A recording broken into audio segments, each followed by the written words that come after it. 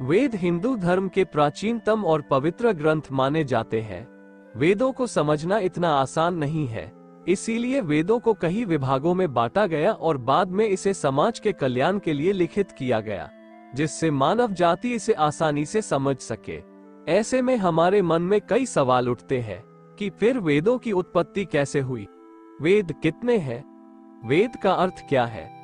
वेदों को किसने लिखा? चारों वेदों में क्या लिखा है? और ऐसे और कई सवाल जिनका हम आपको संक्षिप्त में उत्तर देने जा रहे हैं, तो अंत तक पूरा जरूर सुने। वेद हिंदुओं के ज्ञान का भंडार है।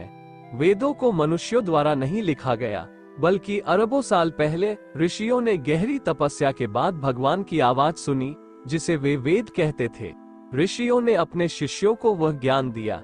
इस तरह वेद पीढ़ी दर पीढ़ी अवतरित हुए और आज भी मनुष्य का मार्गदर्शन करते हैं। वेद हमें एक आध्यात्मिक जीवन जीने के लिए कहते हैं, जो शांति, अहिंसा और दूसरों की मदद से भरा हो। वेदों को 4 प्रकारों में विभाजित किया गया है: ऋग्वेद, यजुर्वेद, सामवेद और अथर्ववेद। वैदिक ज्ञान स्मृतियों, उपनिषदों और पुराणों में भी बताया हुआ है। वेद का अर्थ है ज्ञान। मनुष्य के रूप में हमें 2 बातें जानने की आवश्यकता है। 1. अहम, जब हम भौतिक शरीर में हों तो कैसे रहें। ये हमारे शरीर और दिमाग को मजबूत रखने, हमारे शांति और प्रेम के लिए, अच्छे बच्चे पैदा करके समाज को मजबूत करने, दूसरों के कल्याण के लिए काम करने आदि से संबंधित है। 2. परम, भौतिक शरीर को छोड़कर कैसे जीना है। यह आध्यात्मिक विकास के लिए काम करने से संबंधित है, ताकि आत्मा को उच्च लोकों तक पहुंचने, देवताओं से सहायता प्राप्त करने, अन्य आत्माओं का भला करने आदि की शक्ति प्राप्त हो। इन दोनों उद्देश्यों की पूर्ति वेदों में निहित ज्ञान से होती है, तो वेद ज्ञान के अवतार हैं। वेदों की रचना मनुष्यों ने नहीं की है, वे ब्रह्मा के द्वारा बनाए गए हैं। इसलिए वेदों की उत्पत्ति का पता नहीं लगाया जा सकता है। पिछले 10,000 वर्षों में उन्हें मनुष्यों द्वारा सरल भाषा का उपयोग करके लिखा गया है। वेदों को परमात्मा ने सूक्ष्म तरंगों के रूप में ऋषियों को तब प्रकट किया जब वे ज्ञान की खोज में गहन तपस्या में थे।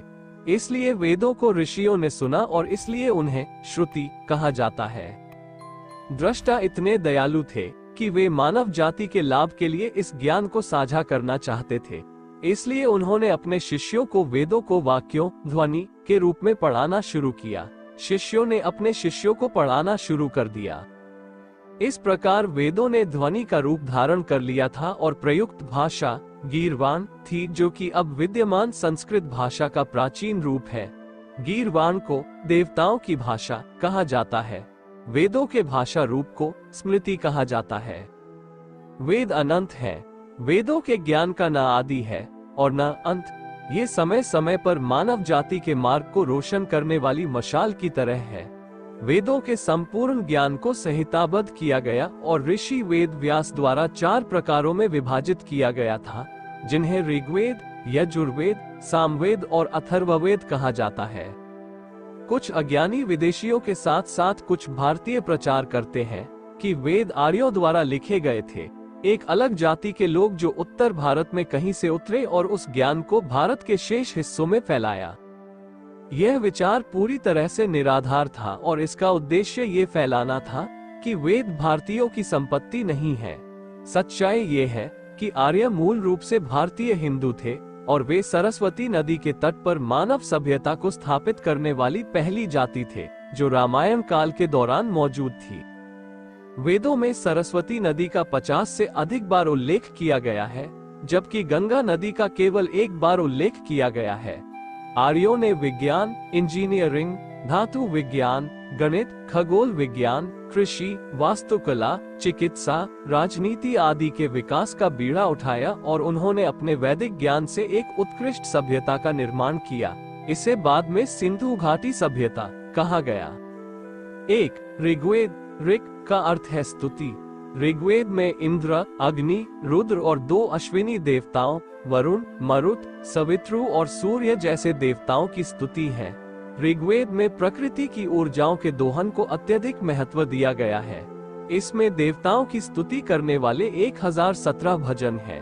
ये भजन विभिन्न मंत्रों से बने हैं। एक मंत्रों में 25 अक्षरों से लेकर 104 अक्षरों तक होते हैं जिन्हें एक बार में पढ़ा जाना होता है। 2. यजुर्वेद। यजुष का अर्थ है कर्म कांड। यजुर्वेद में देवताओं को किए जाने वाले विभिन्न अनुष्ठान और बलिदान शामिल है। जब किसी मंत्र का जाप किया जाता है और उसकी शक्ति का अनुभव किया जाता है तो मंत्र को उपयोगी बनाने के लिए संबंधित देवता को एक निश्चित प्रकार की आहुति दी जाती थी। यजुर्वेद में अग्नि के माध्यम से देवताओं को दिए जाने वाले इन आहुति के बारे में बताया गया है। यजुर्वेद को कृष्ण यजुर्वेद और शुक्ल यजुर्वेद में विभाजित किया गया है। शुक्ल यजुर्वेद में अनुष्ठानों में प्रयुक्त मंत्र शामिल है, जबकि स्पष्टीकरण एक अलग ब्राह्मण द्वारा किया जाता है। कृष्ण यजुर्वेद इस तरह के स्पष्टीकरण को काम में ही शामिल करता है।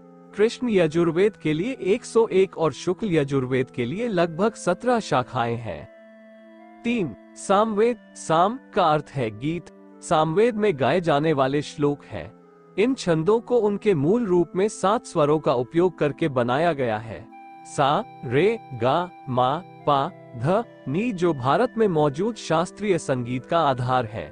ये नोट मानव शरीर में ऊर्जा केंद्रों को जागृत करके आत्मा की मुक्ति में सहायता करते हैं। सामवेद के अधिकांश श्लोक ऋग्वेद से लिए गए हैं। इसमें कई नए श्लोक भी जोड़े गए हैं, साथ ही कुछ श्लोकों को दोहराया गया है। इसमें लगभग कुल मिलाकर 1875 श्लोक हैं।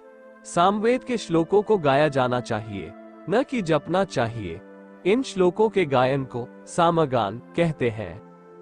4. अथर्ववेद। अथर्ववेद में सांसारिक सुख शांति प्राप्त करने के लिए उपयोगी है। इसमें रोगों का वर्णन है, रोगों को कैसे ठीक किया जाए, पापों और उनके प्रभावों को कैसे कम किया जाए और धन प्राप्त करने के साधनों के बारे में बताया गया है। अथर्ववेद आधुनिक समाज पर सही से लागू होता है, क्योंकि यह विज्ञान, चिकित्सा, गणित, इंजीनियरिंग, प्रौद्योगिकी आदि जैसे विभिन्न विषयों से संबंधित है।